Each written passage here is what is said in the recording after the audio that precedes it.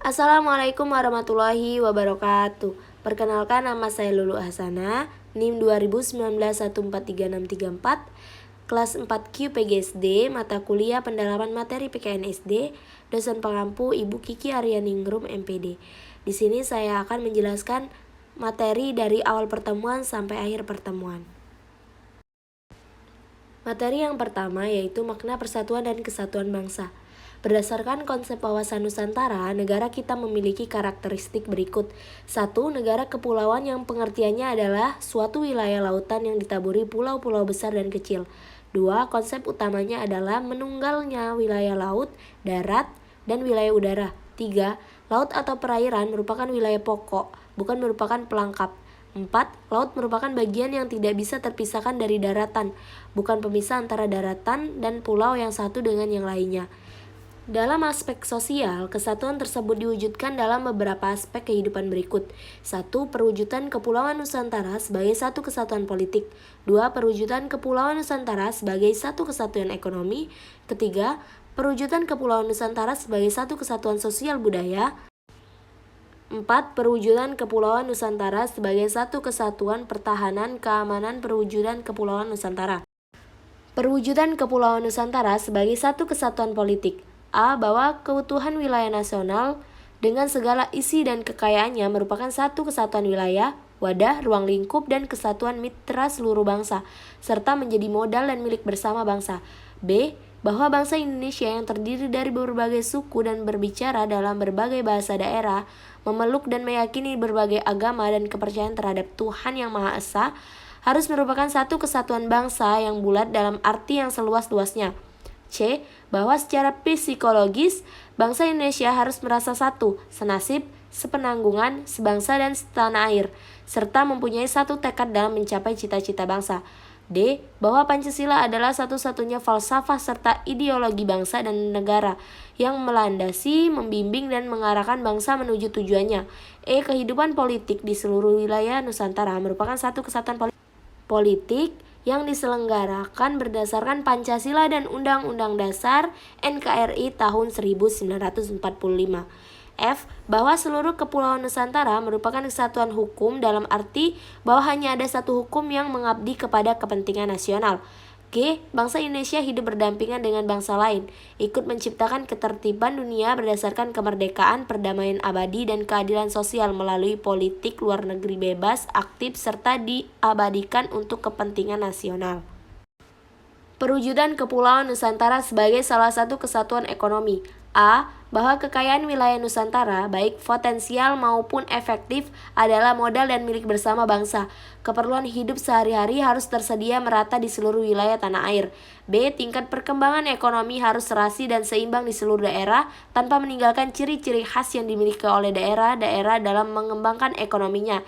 C. Kehidupan perekonomian di seluruh wilayah Nusantara merupakan satu kesatuan ekonomi yang diselenggarakan sebagai usaha bersama berdasarkan atas asas kekeluargaan dan ditunjukkan bagi kemakmuran rakyat.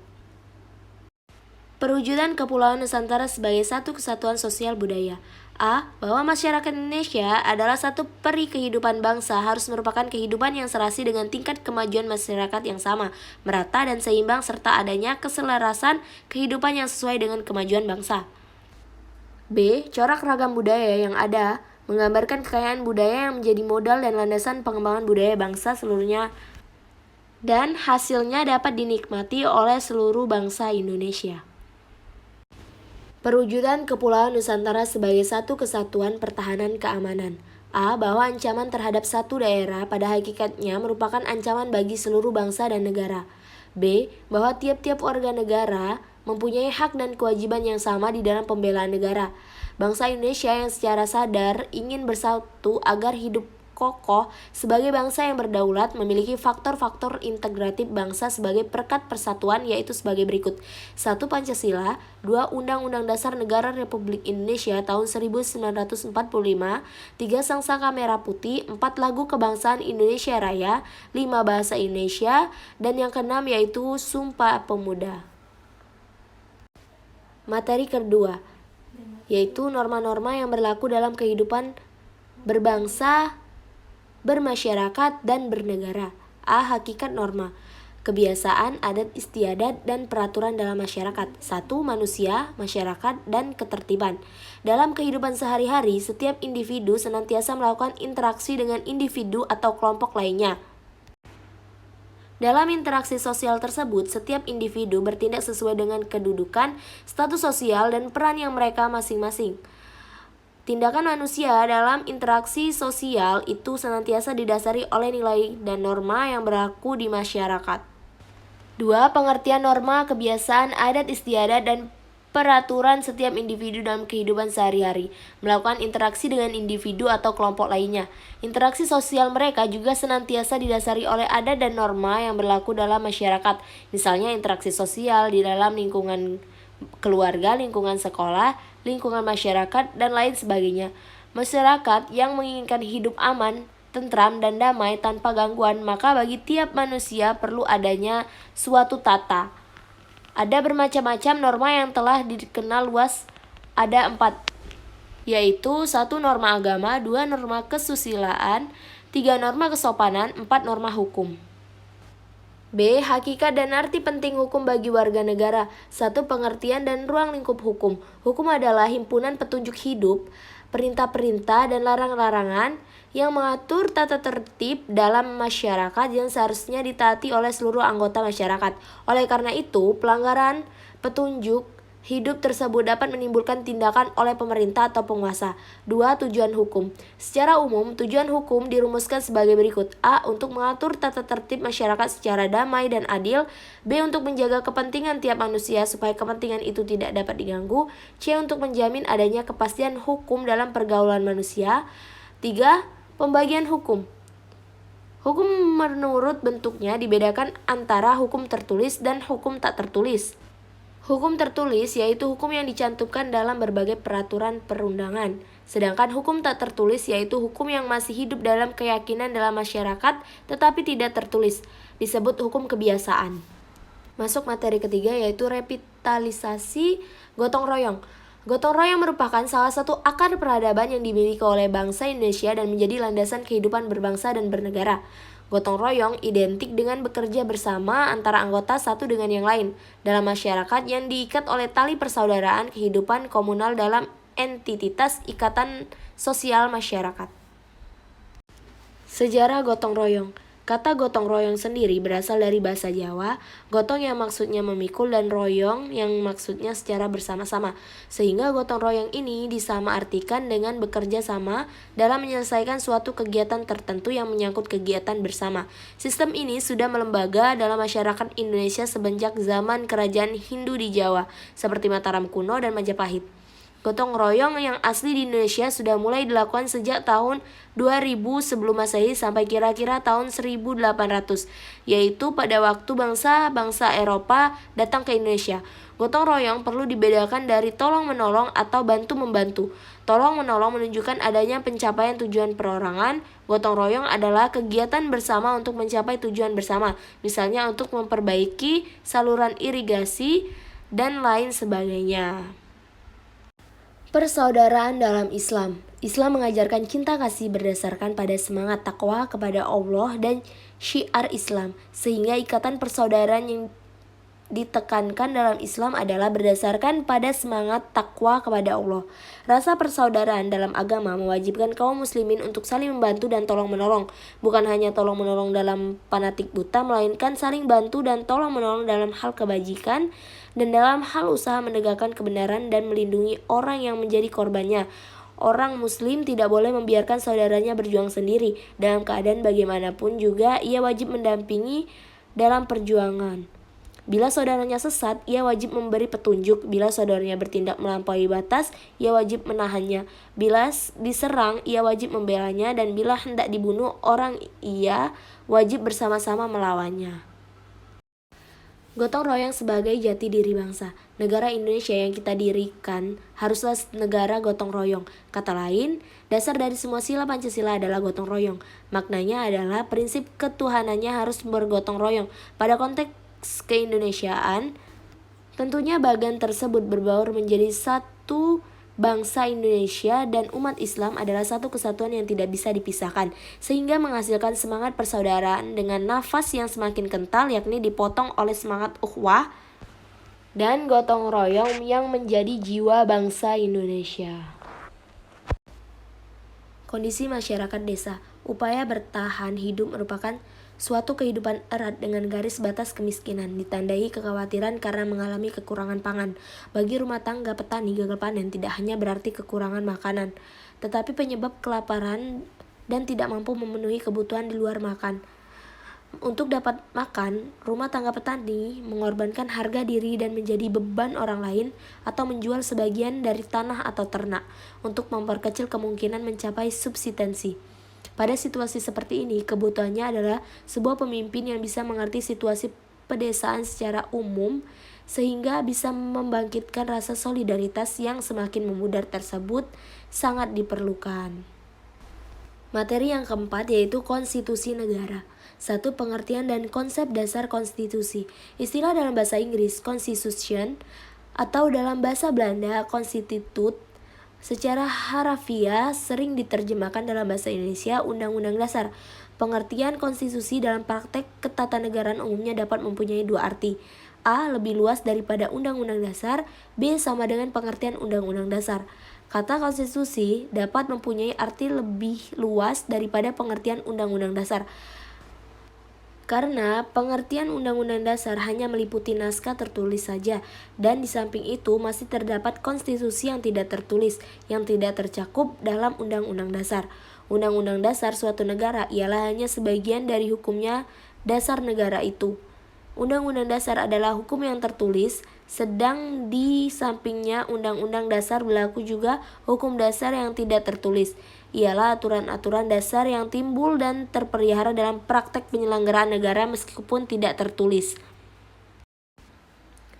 Undang-undang dasar suatu negara ialah hanya sebagian dari hukumnya dasar negara itu. Undang-undang dasar adalah hukum yang tertulis, sedang di sampingnya Undang-Undang Dasar berlaku juga hukum dasar yang tidak tertulis, ialah aturan-aturan dasar yang timbul dan terpelihara dalam praktek penyelenggaraan negara meskipun tidak tertulis. Setiap undang-undang dasar memuat ketentuan-ketentuan mengenai soal-soal sebagai berikut. 1. Organisasi negara. 2. Hak-hak asasi manusia. 3. Prosedur mengubah undang-undang dasar. 4. Ada kalanya memuat larangan untuk mengubah sifat tertentu dari undang-undang dasar. Hal ini untuk menghindari terulangnya kembali hal-hal yang baru saja diatasi. 5. Memuat cita-cita rakyat dan asas-asas ideologi negara. Undang-Undang Dasar 1945 mengandung semangat dan merupakan perwujudan dari pokok-pokok pikiran yang terkandung dalam pembukaan Undang-Undang Dasar 1945. Di dalamnya berisi materi yang pada dasarnya dapat dibedakan antara 4 hal, yaitu 1. Pengaturan tentang fungsi sistem pemerintahan negara. 2. Ketentuan fungsi dan kedudukan lembaga negara. 3. Hubungan antara negara dengan warga negaranya. 4. Ketentuan hal-hal lain sebagai pelengkap. 2. Konstitusi-konstitusi yang pernah digunakan di Indonesia. Suatu undang-undang dasar jika tidak lagi mencerminkan konstelasi politik atau tidak memenuhi harapan aspirasi rakyat, dapat dibatalkan dan diganti dengan undang-undang dasar baru. 3. Tahapan perkembangan undang-undang. Perkembangan undang-undang dasar sebagai berikut. 1. Tahun 1945, Undang-Undang Dasar Republik Indonesia yang de facto hanya berlaku di Jawa, Madura, dan Sumatera. 2. Tahun 1949, Undang-Undang Dasar Republik Indonesia yang de facto berlaku seluruh Indonesia kecuali Irian Barat. 3. Tahun 1959, Undang-Undang Dasar Republik Indonesia 1945 dengan demokrasi terpimpin disusul demokrasi Pancasila. Undang-Undang Dasar ini mulai 1963 berlaku di seluruh Indonesia termasuk Irian Barat. Apabila ditinjau dari sudut perkembangan demokrasi sejarah Republik Indonesia, Miriam Budiarjo 2007-105 membagi dalam 3 tahap, yaitu 1. Masa 1945 sampai 1959 sebagai Republik Indonesia ke-1, demokrasi parlementer yang didasari 3 undang-undang dasar berturut-turut, yaitu 1945, 1949, dan 1950. 2. Masa 1959 sampai 1965 sebagai Republik kedua, demokrasi terpemimpin yang didasari Undang-Undang Dasar 1945. 3. Masa 1965 sampai sekarang sebagai Republik Indonesia ketiga, demokrasi Pancasila yang didasari oleh Undang-Undang Dasar 1945. Menurut Jimli Asidiki 2007-73, jika ditinjau dari sudut perkembangan naskah Perundang-Undang Dasar, maka sejak proklamasi 17 Agustus 1945 sampai sekarang, tahap-tahap sejarah konstitusi Indonesia dapat dikatakan telah melewati 6 tahap perkembangan, yaitu 1. Periode tanggal 18 Agustus 1945 sampai 27 Desember 1949. 2. Periode tanggal 27 Desember 1949 sampai 17 Agustus 1950. 3. Periode tanggal 17 Agustus 1950 sampai 5 Juli 1959. 4. Periode tanggal 5 Juli 1959 sampai 19 Oktober 1999. 5. Periode tanggal 19 Oktober 1999 sampai 10 Agustus 2002. Bagaimana pelaksanaan ketatanegaraan berdasar Undang-Undang Dasar pada setiap periodisasinya dapat diuraikan sebagai berikut. 1. Republik pertama, Undang-Undang Dasar 1945, 8 Agustus 1945 sampai 27 Desember 1949. 2. Republik kedua, Konstitusi RIS 27 Desember 1945 sampai 17 Agustus 1950. 3. Republik Indonesia ketiga, UUD 1950, 17 Agustus 1950 sampai 5 Juli 1959. Yang keempat, Republik Indonesia keempat, Undang-Undang Dasar 1945, Orde Lama 1959 sampai 1965. Yang kelima, Republik kelima, Undang-Undang Dasar 1945, Orde Baru 1966 sampai 1998. 6. Republik ke-6, Undang-Undang Dasar 1945 di amandemen 1998 sampai sekarang. C. Kajian hasil amandemen Undang-Undang Dasar 1945. Meskipun tuntutan amandemen terhadap Undang-Undang Dasar 1945 semakin menguat, akan tetapi MPR sebagai lembaga yang memiliki kewenangan untuk melakukan amandemen terhadap UUD 1945 tidak gegabah dalam melaksanakannya dan menjaga kelangsungan hidup negara kesatuan Republik Indonesia. Dalam melakukan amandemen, ada kesempatan bersama anggota MPR yang dituangkan dalam kesepakatan dasar anggota panitia ad hoc Badan Pekerja MPR dalam menyusun rancangan naskah perubahan Undang-Undang Dasar 1945, yaitu bahwa 1. Tidak mengubah pembukaan Undang-Undang Dasar 1945. 2. Tetap mempertahankan negara kesatuan Republik Indonesia. 3. Mempertegas sistem pemerintahan presidensial. 4. Penjelasan UUD 1945 ditiadakan serta hal-hal normatif dalam penjelasan dimasukkan dalam pasal-pasal. 5. Perubahan dilakukan dengan cara adendum Sekretariat Jenderal MPR Republik Indonesia 2003. Baiklah, selanjutnya materi yang terakhir yaitu Pancasila sebagai ideologi dan dasar negara. A. Pengertian ideologi. Ideologi merupakan gabungan dari bahasa Yunani ideos dan logos yang berarti tujuan, cita-cita, sudut pandang, pemikiran, dan pengetahuan. Ideologi merupakan seperangkat ide atau keyakinan yang menentukan cara pandang seseorang untuk mencapai tujuan dengan berdasar kepada pengetahuan. B. Pancasila sebagai ideologi negara. Pengertian Pancasila sebagai ideologi negara Indonesia adalah visi atau arah dari penyelenggaraan kehidupan berbangsa dan bernegara di Indonesia, yaitu terwujudnya kehidupan yang menjunjung tinggi ketuhanan, nilai kemanusiaan, kesatuan, berkerakyatan, serta menjunjung tinggi nilai keadilan. C. Pancasila sebagai dasar negara. Pancasila sebagai dasar negara berarti Pancasila harus senantiasa menjadi ruh atau power yang menjiwai kegiatan dalam membentuk negara.